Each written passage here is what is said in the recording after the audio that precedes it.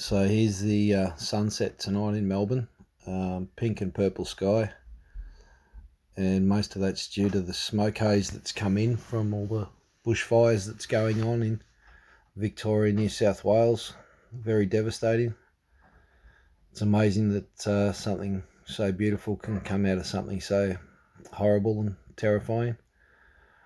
Our thoughts are with everybody in East Gippsland, all the way through to New South Wales, all the people, their family, their pets, and all the animals. Hopefully we get some rain and lots of it.